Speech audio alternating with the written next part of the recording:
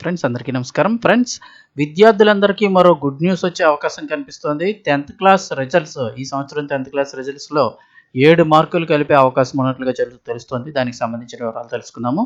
So video పూర్తిగా చూడండి, అలాగే తప్పకుండా ఒక లైక్ చేసి ఛానల్ని సబ్స్క్రైబ్ చేసుకోండి. ఇంకా వివరాల్లోకి అయితే వెళ్ళిపోదాము.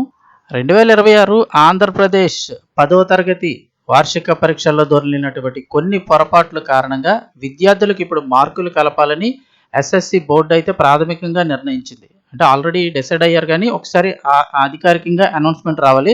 ఎక్కడెక్కడ కలుపుతున్నారు, ఎన్ని మార్కులు కలుపుతున్నారో చూస్తే ప్రధానంగా హిందీ అలాగే ఇంగ్లీష్ పరీక్షల ప్రశ్న పత్రాల్లో అడిగినటువంటి కొన్ని ప్రశ్నలకు ఒకటి కంటే ఎక్కువ సరైన సమాధానాలు ఉండడంతో విద్యార్థులు అయోమయానికి గురయ్యారు.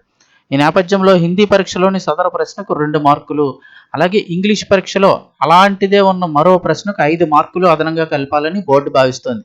ఈ మార్కుల కేటాయింపు విధానంపై పూర్తి స్పష్టతని ఇస్తూ బోర్డు ఈ రోజుకి అధికారిక ప్రకటన అయితే విడుదల చేయనుంది. అంటే కొంచెంసేపట్లో ఈరోజు నిర్ణయం తీసుకొని ప్రకటన చేయబోతున్నారు. హిందీలో 2 మార్కులు, అలాగే ఇంగ్లీష్ ప్రశ్నకు సంబంధించి 5 మార్కులు కలపాలని చెప్పేసి నిర్ణయించుకున్నారు.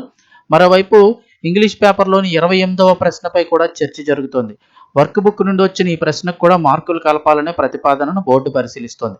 అయితే కేవలం కొన్ని ప్రశ్నలకే పరిమితం కాకుండా పాఠ్య పుస్తకాల్లో లేని విద్యార్థులను గందరగోళపరిచే విధంగా ఉన్న మొత్తం 5 ప్రశ్నలకు మార్కులు కలపాలని స్టేట్ పేరెంట్స్ అసోసియేషన్ అధ్యక్షుడు శిఖరం నరహరి డిమాండ్ చేశారు.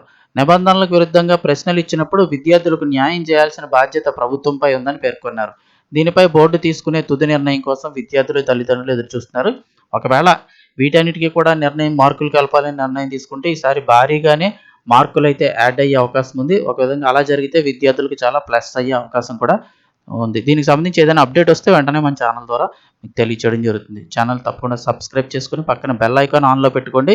ఏ అప్డేట్ వచ్చినా మీకు నోటిఫికేషన్ అయితే వస్తుంది.